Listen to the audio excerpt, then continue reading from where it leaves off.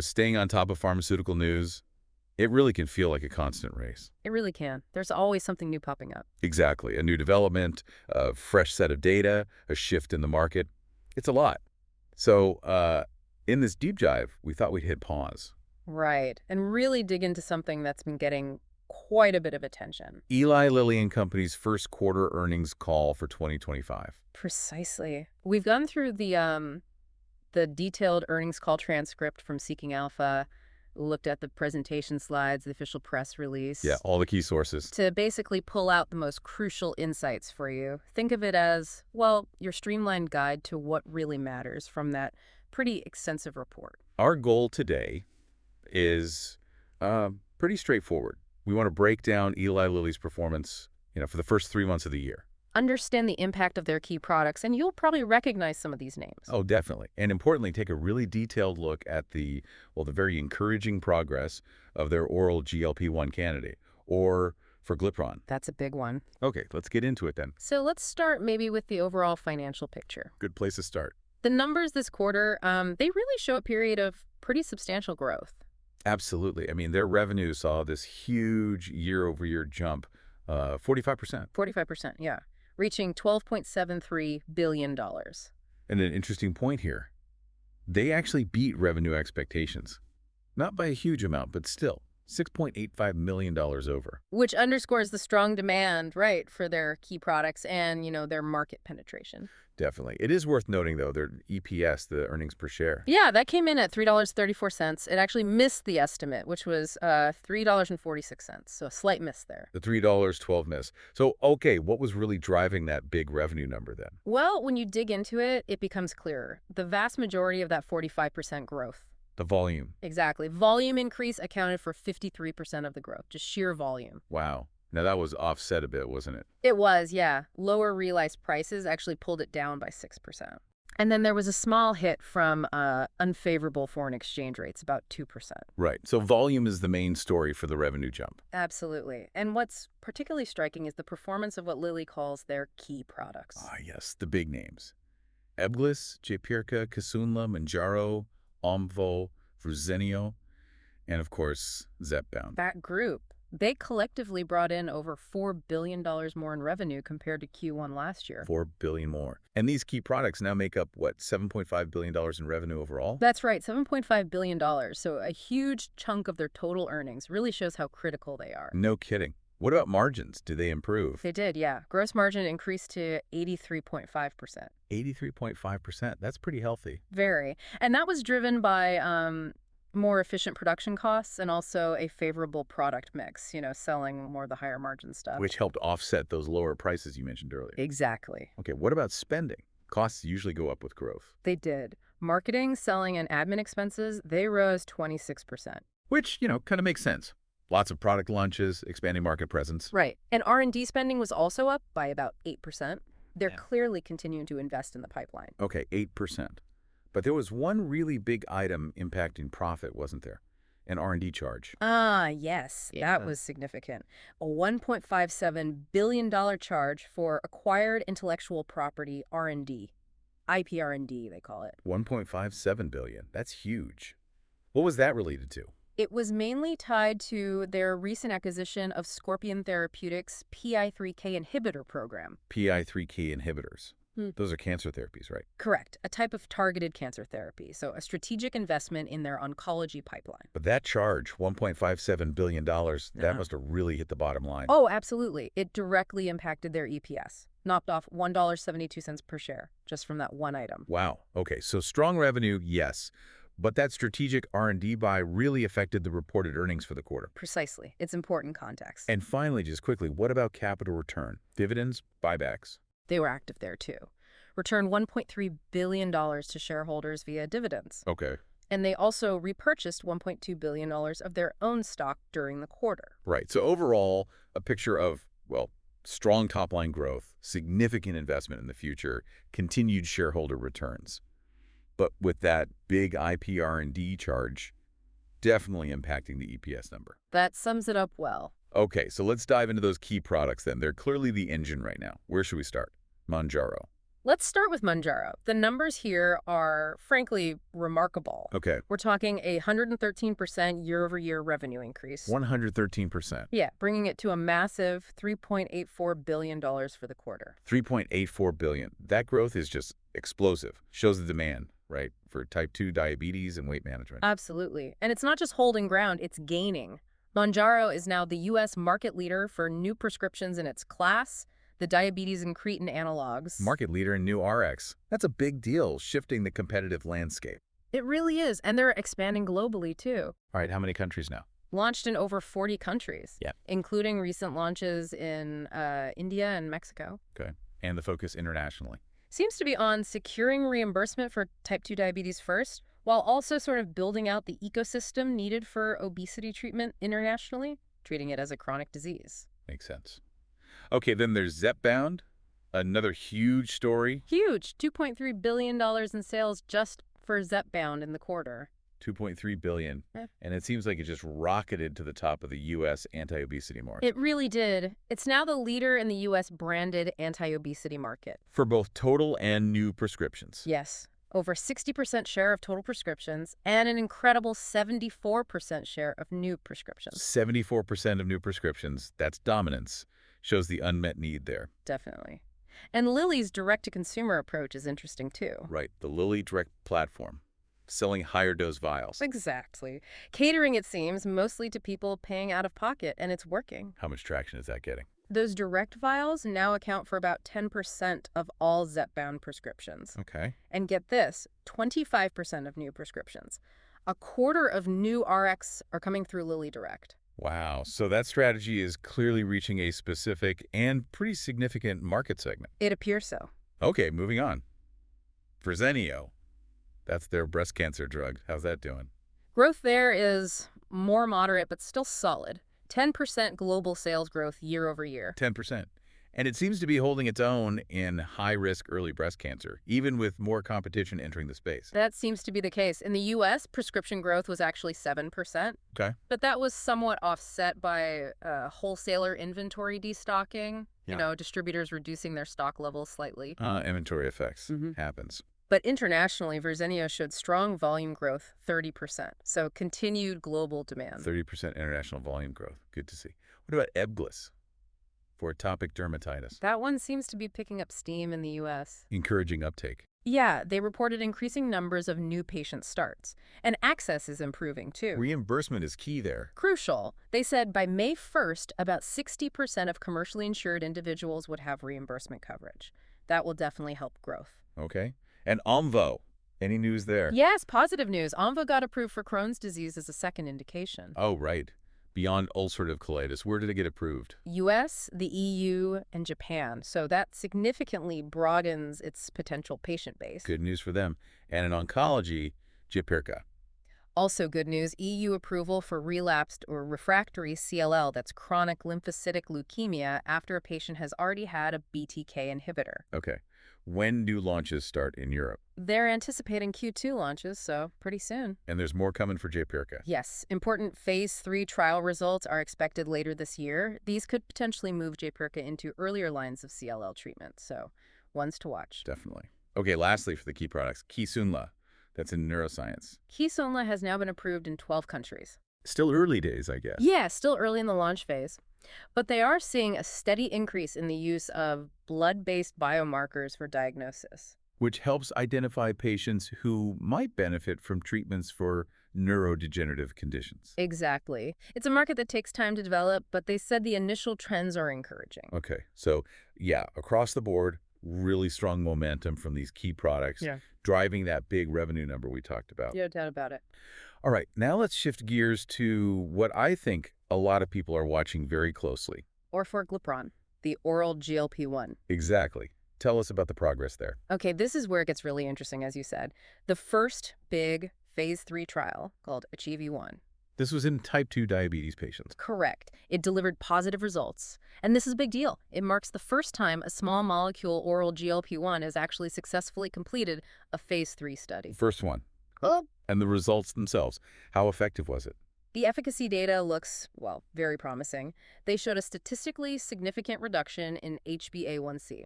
That's the key blood sugar measure. Right. The reduction was between 1.3% and 1.6% from an average starting point of 8% HbA1c. That's a really substantial improvement. Yeah, that's clinically meaningful. Very. And at the highest dose they tested, over 65% of patients actually got their A1C down to 6.5% or lower. Below the ADA target threshold. Impressive for an oral drug. It is. And it wasn't just blood sugar control either. There was significant weight loss, too. Ah, okay. How much? Patients on that highest dose lost, on average, about 16 pounds. 16 pounds. Or what percentage of body weight? About 7.9% over the 40-week study. Almost 8% weight loss. That's quite good for an oral. It is. And interestingly, they noted that participants hadn't actually hit a weight plateau by the end of the 40 weeks. Meaning they might have lost even more if the study continued. Potentially, yes. Yeah. That level of weight loss from a pill, I mean, that could really expand access compared to the injectables, you'd think. Absolutely. Convenience factor is huge. What about safety? Always the big question. The safety profile looked pretty consistent with what we already know about the injectable GLP-1 class. So mainly gastrointestinal side effects, nausea, things like that. Exactly. Those were the most common. Importantly, the ACHIEVE-1 trial didn't flag any major hepatic safety issues, no liver concerns. That's good to hear. And did many people drop out of the study because of side effects? Apparently not. The discontinuation rates due to adverse events were quite low, between 4% and 8% across the different Orforglipron doses. 4 to 8%. Okay. That suggests it was generally pretty well tolerated. It does. They think the gradual sort of step-up dosing they used in the trial helped. Right, easing people onto it. Yeah, that and the molecule itself has a relatively long half-life, around 24 hours. So it likely contributes to a tolerability profile that's, more like the weekly injectables. Okay. So when do we get to see the full data from ACHIEVE-1? They're planning to present the full findings at the American Diabetes Association meeting, the ADA scientific sessions, Okay. and publish in a peer-reviewed journal as well. Right. But ACHIEVE-1, that's just the first phase 3 readout for Orforglipron, isn't it? There's a whole program. Oh, yeah, it's just the beginning. It's the first of several phase 3 trials. Over the next year or so, we expect results from 4 more diabetes trials. 4 more. What are they looking at? Various things. Comparing Orforglipron to insulin, to other oral diabetes meds, looking at different combinations, really fleshing out its place in diabetes treatment. Okay. And then the big one, the obesity trials. Exactly. The highly anticipated obesity trials. Results from 2 phase 3 obesity studies are expected within the next 12 months. Which ones? One trial is in people with obesity but without diabetes. The other is in people who have both obesity and type 2 diabetes. Okay, so covering key obesity populations. Assuming those trials are also positive, what's a timeline for filing with regulators? Lilly said they anticipate submitting Orforglipron for approval in obesity by the end of 2025. End of next year. Specifically Q4. Q4 2025, yeah. And then for the type 2 diabetes indication, they're targeting the first half of 2026 for submission. Okay, so obesity first, then diabetes. And the program doesn't even stop there, right? No, it keeps going. There's already an ongoing phase 3 trial looking at Orforglipron for maintaining weight loss after someone's already lost weight. Ah, the maintenance phase. Important. Very. And they're also planning to start another phase 3 trial, this one in hypertension, later this quarter. Hypertension too, wow.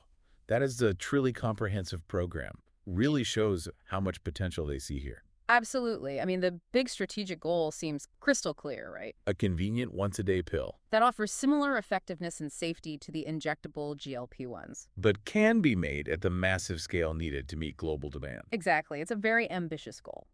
But that positive ACHIEVE-1 data certainly provides a strong starting point for that ambition. It does. It really does. Okay.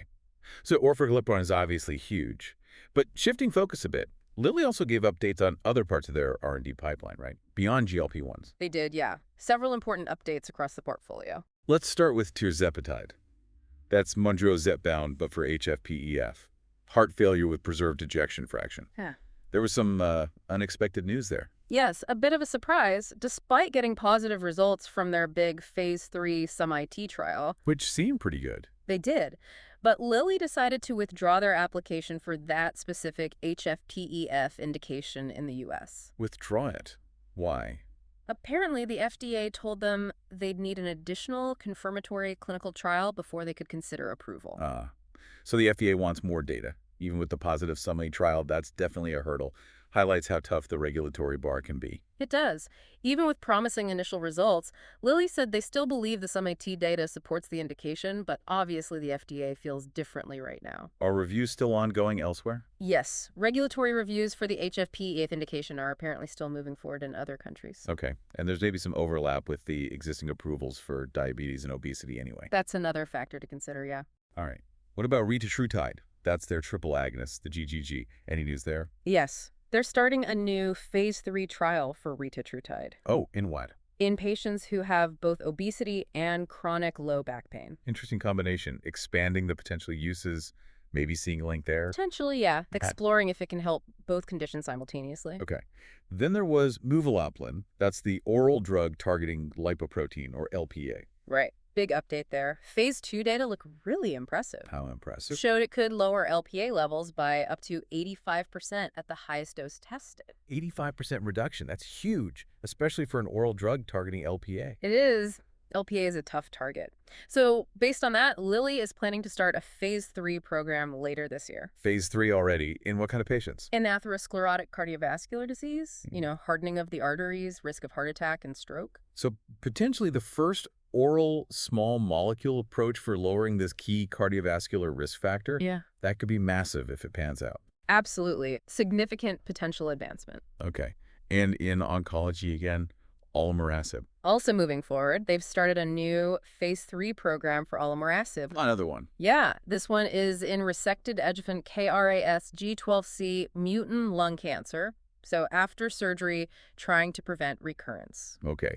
And that's the third potential indication they're going after for olomorasib at the same time. That's right. Pursuing multiple paths simultaneously. And it wasn't just the late stage stuff, right? They're still feeding the early pipeline. Definitely. They mentioned that 5 new medicines have moved into phase 1 clinical trials. 5 new ones entering human testing. Across a diverse range of therapeutic areas. Shows that commitment to discovering the next wave of treatments, too. Okay. So yeah, a lot happening across the whole pipeline, well beyond just GLP-1s. Good reminder. Absolutely. Now let's quickly touch on a couple of other important topics from the call.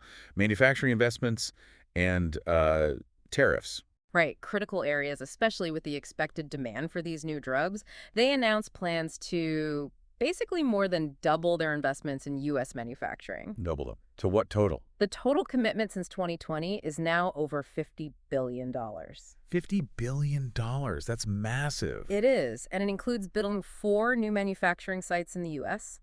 3 of those will be making API, the active pharmaceutical ingredients. The core drug substances. Huge commitment to domestic production.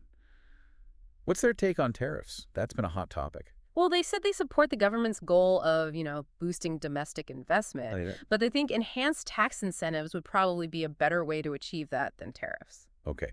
Do the current tariffs affect their 2025 outlook? They said no, not materially.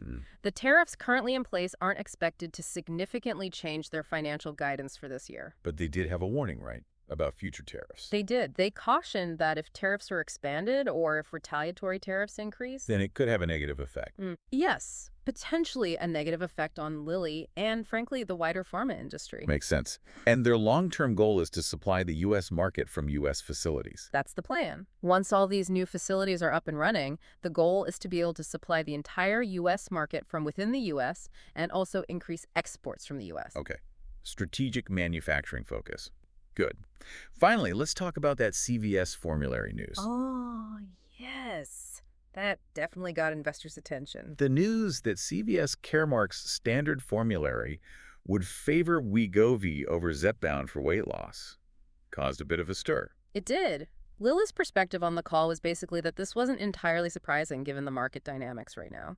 So not a shock to them. Apparently not. They emphasize that their main focus is still on getting broad patient access overall. And they pointed to the future potential of drugs like Orforglipron too, right? As maybe changing the game later on. Exactly. Looking ahead to newer, maybe more convenient options, they also tried to put the CVS decision into context. They suggested that this particular formulary decision mainly impacts smaller employers. Okay. And that historically, these smaller employers using these templated formularies have had pretty low rates of employees actually opting into weight loss drug coverage anyway. So maybe the immediate impact isn't as large as some feared. That seemed to be their argument. They basically reiterated their strategy, keep driving market share and preference for Zepbound for now. While waiting for that Orforglipron data and eventual launch. Right. They don't see this one formulary decision as fundamentally changing their overall business outlook. Okay, good context there. So let's try and summarize this deep dive into Lilly's Q1 call. Okay. We saw, well, really robust financial performance overall, strong revenue growth. Largely driven by those key products, especially the incredible growth of Mounjaro and Zepbound. Definitely. We also heard about significant progress in the R&D pipeline. Particularly the really exciting positive phase 3 data for the oral GLP-1 or Orforglipron. Yeah, the potential for a convenient, effective oral GLP-1 like Orforglipron to reach more patients. That's a huge takeaway. Absolutely. And Lilly's massive investments in manufacturing, that $50 billion commitment, it really underscores they're serious about meeting the demand they expect for these drugs. No, for sure. But it's also clear, isn't it, that they're operating in a really dynamic, really competitive pharma world. Oh, absolutely. Things like those PBM formulary negotiations, government policies, they always play a huge role. It's complex. It is. But I think the information they shared on this call, it gives us a really solid base, right, for understanding where Eli Lilly stands today. And the strategic direction they're heading in. Yeah, a very informative update. So as we wrap up this deep dive, maybe here's a final thought for you, the listener, that I'll mull over. Okay. Looking ahead, how do you see this constant interplay playing out, between these amazing scientific breakthroughs like an effective oral GLP-1? And the real-world challenges of market access. Things like those tough PBM negotiations we just talked about. Exactly. How will that balance ultimately shape patient outcomes? And what does this whole dynamic mean for whether these next-generation medicines actually become accessible and affordable for the people who need them most?